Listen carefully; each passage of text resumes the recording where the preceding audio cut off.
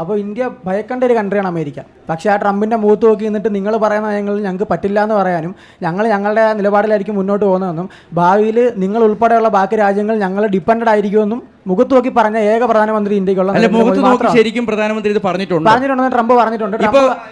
Godi media, Modi WhatsApp university ഒക്കെ വെറുതെ എന്നുള്ള തോന്നൽ നിങ്ങൾക്ക് ഉണ്ടോ?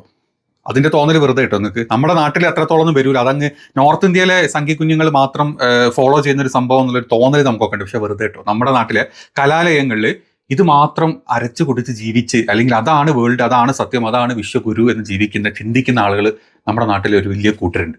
അങ്ങനത്തെ ഒരു പാവം കുഞ്ഞിനെ നമുക്ക് കാണാം, ഒന്ന് കണ്ടു നോക്കുക. ഇനി അടുത്തൊരു ഇലക്ഷൻ നടക്കുമ്പോൾ ആര് പ്രധാനമന്ത്രി ആവണമെന്നാണ് ആഗ്രഹം? എന്തുകൊണ്ട്? ആഗ്രഹമല്ല, എന്തായാലും നരേന്ദ്രമോദി തന്നെ ആയിരിക്കും അടുത്തോട്ടം കയറുന്നത്. എന്തുകൊണ്ടാണ്? അതിനകത്ത് യാതൊരു മാറ്റവും പറയേണ്ട കാര്യമില്ല.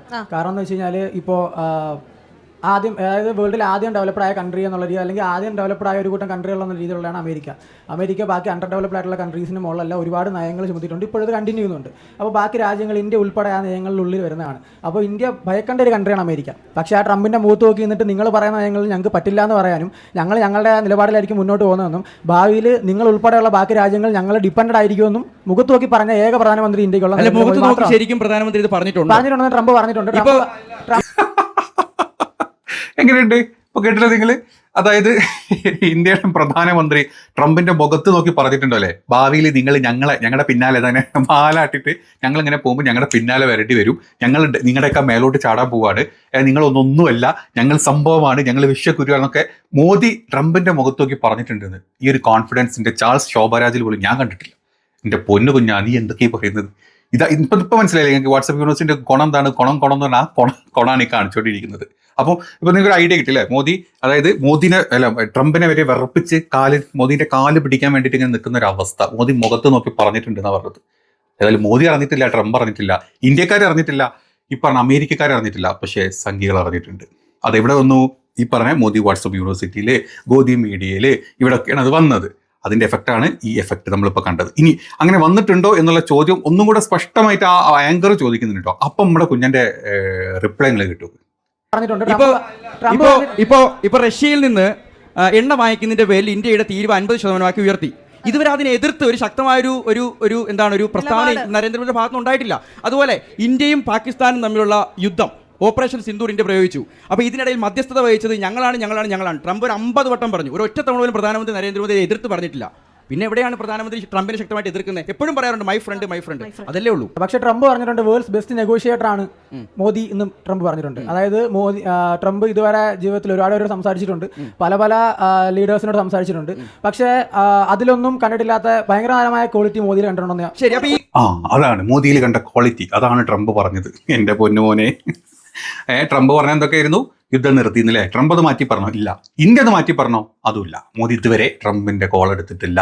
ട്രംപ് പോണ മീറ്റിംഗിൽ അത് ഏത് ഉച്ചകോടികൾ എടുത്തോ, ASEAN എടുത്തോ, നമ്മൾ എന്താ പറയാ മലേഷ്യൻ സമ്മിറ്റ് എടുത്തോ, പിന്നെ ഏതെടുത്തോ, ഇപ്പൊ അടുത്ത് നടന്ന ഏതൊരു ഉച്ചകോടി എടുത്തു കഴിഞ്ഞാൽ നമ്മുടെ അണ്ണൻ പോവാറില്ല. പോയി കഴിഞ്ഞാൽ ട്രംപ് എന്തെങ്കിലുമൊക്കെ ചോദിക്കും, പിന്നെ അവിടുന്ന് നാണം കെട്ട് വരേണ്ടി വരും. അതുകൊണ്ട് ട്രംപിന്റെ കോൾ ഞങ്ങൾ എടുക്കില്ല, ട്രംപ് വരുന്ന ഒരു തരത്തിലുള്ള ഉച്ചകോടികളിലും ഞങ്ങൾ പങ്കെടുക്കില്ല എന്ന് 56 ഇഞ്ച് കാട്ടി നമ്മുടെ മോദിജി വെല്ലുവിളിച്ചിട്ടുണ്ട്. ഇനി അത് പോട്ടെ, നമ്മൾ ഈ തീരുവയിലോട്ട് വരാം. തീരുവ നമ്മൾ എന്ത് ചെയ്തു? തീരുവ നമ്മുടെ ട്രംപ് അണ്ണം പറഞ്ഞ പോലെ തന്നെ നമ്മൾ എന്ത് ചെയ്തു? ഞാൻ മോനും മനസ്സിലാൻ വേണ്ടി പറഞ്ഞു തരാം കേട്ടോ. നമ്മൾ ഈ വാട്സ്ആപ്പ് യൂണിവേഴ്സിറ്റിന്റെ അപ്പുറത്തൊരു ലോകം ഉണ്ട് എന്നുള്ളത്, ആ ലോകത്ത് എന്താ നടക്കുന്നത് എന്നുള്ളത്.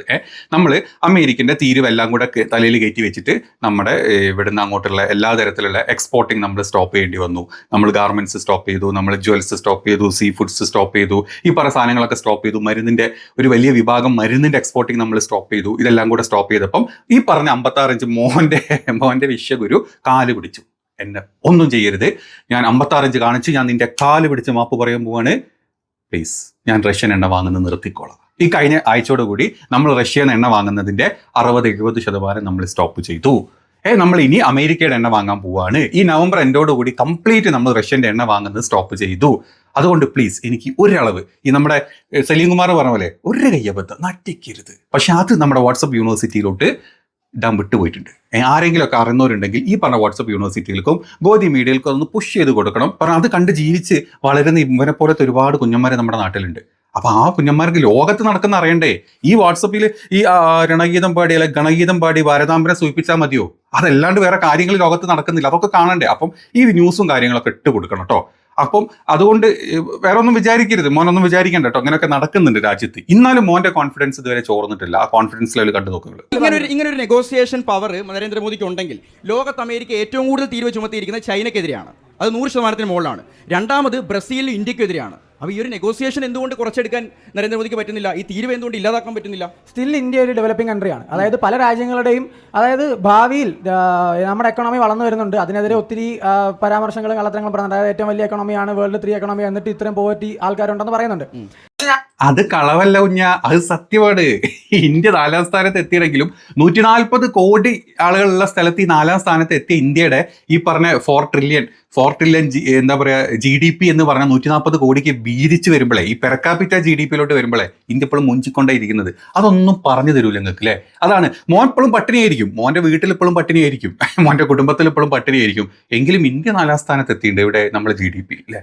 അപ്പൊ അതൊക്കെ കളവാണെന്നാണ് മോൻ പറഞ്ഞിരുന്നത്. അതൊക്കെ കളവാണെന്നും അല്ല, ഇന്ത്യ ഡെവലപ്പ് ചെയ്തുകൊണ്ടിരിക്കുന്നുണ്ട്. ഞാൻ വീട്ടിൽ പട്ടിണിയാ, വീട്ടിൽ കക്കൂസ് ഉണ്ട്, അതൊന്നും അറിയില്ല, ഞാൻ അപ്പുറത്തെ വിളിക്കപ്പോൾ ഇരിക്കാറ്. ഈ അവസ്ഥയിലിരിക്കും പൊന്നുമോന്റെ ഈ സംഖ്യ കുട്ടന്മാരൊക്കെ അവസ്ഥ.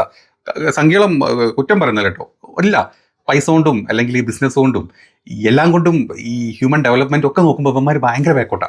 അത് ഒന്നും വിചാരിക്കരുത്, പറഞ്ഞു പോണതാ. അപ്പം ഇപ്പോൾ അതൊക്കെ കളവാണെന്നാണ് ഈ പറഞ്ഞ മോനും വിശ്വസിച്ചുകൊണ്ടിരിക്കുന്നത്. ഇപ്പം മനസ്സിലായില്ല നിങ്ങൾക്ക്? വാട്സ്ആപ്പ് യൂണിവേഴ്സിന്റെ ഒരു കോണം എന്ന് പറഞ്ഞ അവസ്ഥ ഇതാണ്. ആ കോണം ഇനി എന്താ നോക്കുക നമ്മൾ? ആ കോൺഫിഡൻസ് ലെവൽ ഇപ്പോഴും ചോർന്നിട്ടില്ല കേട്ടോ, ഇനി അത് മുന്നോട്ട് പോയിക്കൊണ്ടിരിക്കുക. പക്ഷെ ഞാൻ പറയുന്നത് വെച്ചാൽ വീടില്ലാത്ത 10 പേർക്ക് വീട് വെച്ച് കൊടുത്താലും പൈസ ഇല്ലാത്ത ഒരാൾക്ക് 50,000 കൊണ്ട് കൊടുത്താൽ അയാൾ ജീവിക്കണമെന്നില്ല. അവിടെ ഒരു ഗവൺമെന്റ് ചെയ്യേണ്ട കാര്യം എന്ന് പറഞ്ഞു കഴിഞ്ഞാൽ അവർക്ക് ജോലി ചെയ്യാനും അവർക്ക് അവരുടേതായ കഴിവിൽ മുന്നോട്ട് വരാനുള്ള അവസരം ഉണ്ടാക്കി കൊടുക്കുക മാത്രമാണ്. ഇപ്പോൾ അവിടെ പറഞ്ഞാൽ അദാനിക്കും അംബാനിക്കും പൈസ കൊടുക്കുന്നു പറഞ്ഞല്ലോ. അദാനിയുടെ അംബാനിയുടെ കമ്പനികളാണ് ഇന്ത്യയിൽ ഏറ്റവും കൂടുതൽ ടോപ്പായിട്ട് ഓടുന്നതും ഇന്ത്യയിൽ ഏറ്റവും കൂടുതൽ എക്സ്പോർട്ടിംഗ് ഇമ്പോർട്ടിംഗ് നടത്തുന്ന അവർ തന്നെയാണ്. അതിലെല്ലാം വർക്ക് ചെയ്യുന്ന ഇന്ത്യൻസ് തന്നെയാണ്. അതിൽ നിന്നുള്ള വരുമാനം ഇന്ത്യൻസിനാണ് കിട്ടുന്നത്. ഒരിക്കലും ഇന്ത്യയുടെ ആകെ മൊത്തം GSTയും ഇന്ത്യയുടെ ആകെ മൊത്തം വരുമാനവും എടുത്തു കഴിഞ്ഞാൽ അതിൽ ബഹുഭൂരിപക്ഷം അദാനിയുടെ അംബാനിയുടെ കയ്യിലാണ്. സാധാരണക്കാരായിട്ടുള്ള പാവങ്ങളുടെ കയ്യിൽ അവർക്ക് അന്ന് ജീവിക്കാനുള്ള പണം പോലും ഇല്ല എന്നുള്ളതാണ് വിമർശനം. കണ്ടില്ലേ നിങ്ങൾ? മാക്സിമം പറഞ്ഞു നോക്കിയിട്ട് ആങ്കർ പൊന്നുമോനെ അങ്ങനൊന്നും അല്ല.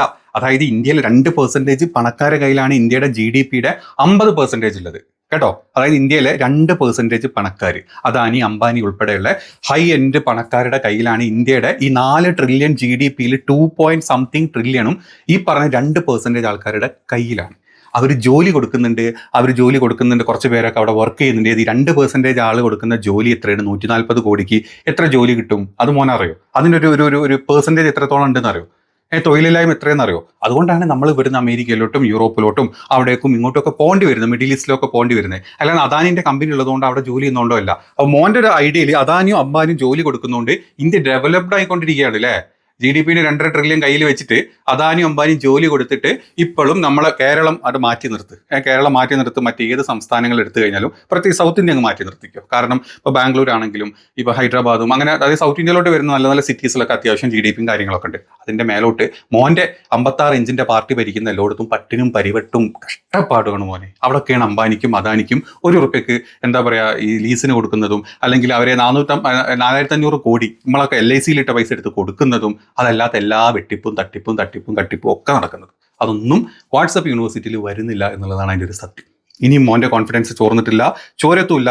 വീണ്ടും കേട്ടോ, ഇവിടെ സാധാരണക്കാരിൽ എത്ര രൂപ ഉണ്ടെന്ന് ചോദിച്ചാൽ അന്നന്ന് ജീവിക്കാനുള്ള പൈസ പോലും അവരുടെ ഇല്ല.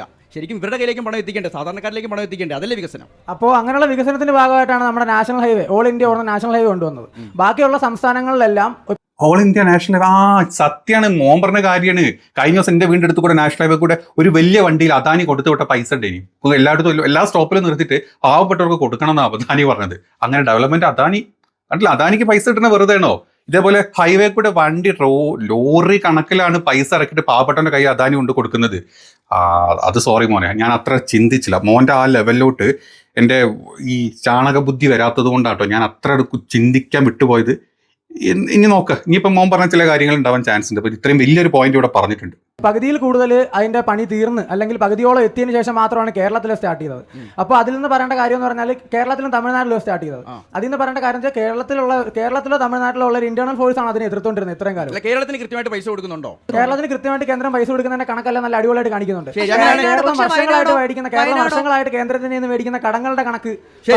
ഒരു ചോദ്യം പറ. വയനാട് ദുരന്തബാധിതര് 2,000 കോടി ചോദിച്ചു, 260 കോടി കൊടുത്തു. എന്നിട്ട് അത് കടമായിട്ടാണ് അതിൽ കേരള സർക്കാർ കേരളത്തിനാണ് എത്ര കോടിയാണ് അതിന്റെ ദുരിതാശ്വാസ ഫണ്ടിൽ കിട്ടിയ എത്ര കോടിയാണ്? കേരളത്തിന് കിട്ടിയത് 700 കോടിയോളം കിട്ടി. അത് കേരളം കൊടുക്കേണ്ടതാണ് അക്സെപ്റ്റ് ചെയ്യുന്നു. പക്ഷേ കേന്ദ്രം ചെയ്യേണ്ട ഉത്തരവാദിത്തം ചെയ്യണ്ടേ? കേന്ദ്രം ആസാമിന് കൊടുക്കുന്നുണ്ട്, മറ്റെല്ലാ സംസ്ഥാനങ്ങൾക്കും വാരിക്കോരി കൊടുക്കുന്നുണ്ട്, ആന്ധ്രയ്ക്ക് കൊടുക്കുന്നുണ്ട്. അതായത് BJP ഭരിക്കുന്ന എല്ലാ സംസ്ഥാനങ്ങളും കൊടുത്തു. പക്ഷേ 2000 ചോദിച്ച കേരളത്തിന് 200 കോടിയേ ഉള്ളൂ. അതെന്തുകൊണ്ടാണ്? ആയിരക്കണക്കിന് കോടികൾ കേന്ദ്രം കേരളത്തിന് കഴിഞ്ഞ വർഷങ്ങളായിട്ട് തന്നെ കണക്കൊന്നും എനിക്കറിയില്ല. ഞാൻ ഇത് ഭയങ്കരമായിട്ട് ഫോളോ ചെയ്യുന്ന ആളാണ്. കറക്റ്റ് കണക്കൊന്നും എനിക്കറിയില്ല. കണക്കൊന്നും എനിക്കറിയില്ല. ഞങ്ങളുടെ വാട്സപ്പ് യൂണിവേഴ്സിൽ കണക്കിട്ട് തരാറില്ല. എന്താ വെച്ചാൽ ചാണകം ഇട്ട് തരാറില്ല. തിന്നോളൂ വരും. ഞങ്ങൾ അത് തിന്ന് അതുപോലെ ഞങ്ങൾക്ക് കിട്ടുന്ന വേദികളിലും ചാൻസുകളൊക്കെ ഞങ്ങൾ ഛർദ്ദിക്കാറുണ്ട്. അത്രേ ഉള്ളൂ. കേരളത്തിന് എത്ര കിട്ടി, കേരളം വാങ്ങിച്ച കടം എത്രയാണ്, അതല്ലെങ്കിൽ ബീഹാറിലും അല്ലെങ്കിൽ ആന്ധ്രാപ്രദേശിലും മറ്റ് ഛത്തീസ്ഗഡിലും UP-യിലും ഒക്കെ ഒരു ചെറിയ പ്രകൃതി ദുരന്തോ കാര്യങ്ങളോ വരുമ്പോൾ കേന്ദ്രം കൊടുക്കുന്ന കോടികൾ എത്രയാണ്, കേരളത്തിന് എത്ര കൊടുത്തതിൻ്റെ കണക്ക് കടമാണോ, ഇനി അതല്ല തിരിച്ചടക്കേണ്ടാത്തതാണോ, അല്ലെങ്കിൽ അത് നമ്മുടെ NDRF വന്നാണോ SDRF വന്നാണോ, ഇതൊന്നും എനിക്കറിയില്ല. അതൊക്കെ ബേസ് ആയിട്ടുള്ള കാര്യങ്ങളാണ്. ഞങ്ങളതൊന്നും പഠിപ്പിച്ച് തരാറില്ല. പ്ലീസ്, ഞങ്ങൾക്ക് ഈ കണക്ക് ഞങ്ങൾക്ക് കിട്ടിയിട്ടുണ്ട്, ഞങ്ങൾ കടം വാങ്ങിച്ചിട്ടുണ്ട്, കേന്ദ്രം ഞങ്ങൾ കൊടുക്കാറുണ്ട്, ഞങ്ങൾക്കൊന്നും ചെയ്യാറില്ല. ഞങ്ങളുടെ സർക്കാർ അല്ലെങ്കിൽ ഞങ്ങളുടെ എന്താ പറയുക സംസ്ഥാന സർക്കാർ ഞങ്ങളുടെ മൂഞ്ചിക്കാറാണ്. ഇതേ ഞങ്ങൾക്ക് അറിയുള്ളൂ. ഇപ്പോൾ അല്ല മോനെ എൻ്റെ വീട്ടിൽ കക്കൂസ് ഉണ്ടോ, അല്ല എനിക്ക് ഭക്ഷണം കഴിക്കാനുണ്ടോ, അതൊക്കെ മോദിജി തരുന്നുണ്ട്. ഞങ്ങളുടെ കേരള സർക്കാർ ഞങ്ങൾ തരാത്തോണ്ടെന്നാ പറയാം. അങ്ങനെ പറയാം. നോക്കട്ടെ, കോൺഫിഡൻസ് ലെവൽ തീർന്നോ അതോ മോൻ്റെ വീട്ടിൽ തീർന്നോ നമുക്ക് നോക്കാം. കറക്റ്റ് കണക്കൊന്നും എനിക്കറിയില്ല. കേന്ദ്രം കേരളത്തിന് കൊടുത്ത പൈസ എല്ലാം ഒരു ഇത്ര കാലാവധി കഴിയുന്നവരെ കേരളം ഇന്ത്യ അത് തിരിച്ചു ചോദിക്കും, കേന്ദ്രം തിരിച്ചു ചോദിച്ചിട്ട് കൊടുത്തില്ലെങ്കിൽ അത് എഴുതിത്തള്ളാണ് പതിവ്. അങ്ങനെ എഴുതിത്തള്ളതിന്റെ എല്ലാ കണക്കുകളും കുറച്ചാൾ മുന്നേ പറഞ്ഞായിരുന്നു. അന്നേരം ഒന്നും ഇവരാരും ഒന്നും എതിർത്തൊന്നും പറഞ്ഞില്ല.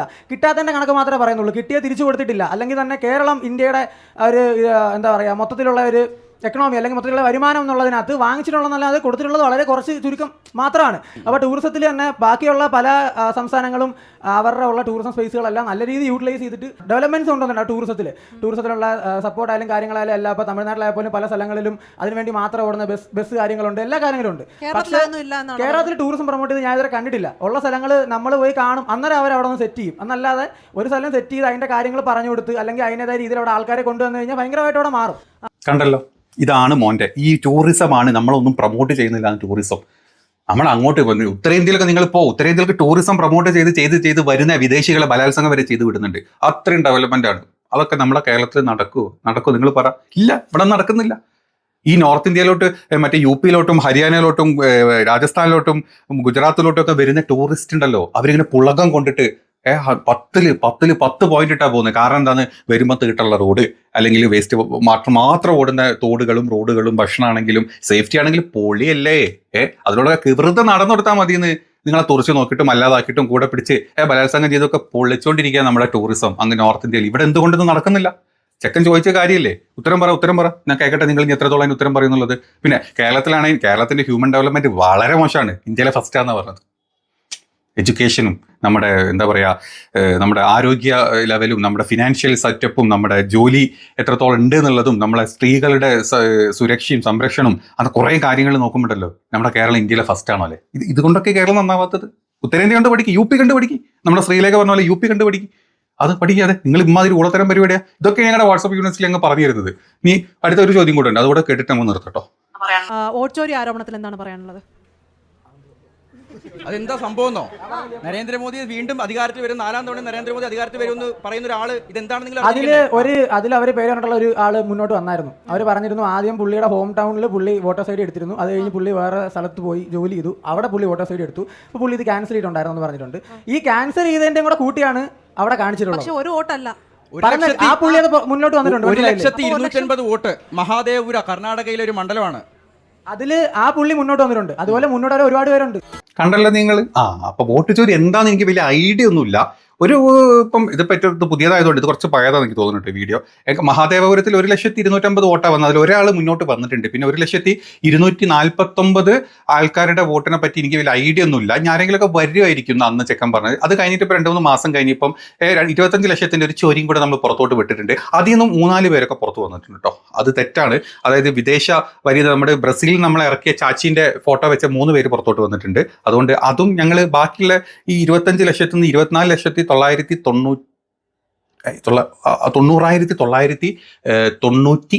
ആൾക്കാരുടെ ഡീറ്റെയിൽസ് ഒക്കെ വരും. വരും. അപ്പം മനസ്സിലായോ? അത്രയേ ഉള്ളൂ. ഇതാണ് വാട്സപ്പ് യൂണിവേഴ്സിറ്റിയുടെ ബേസ്.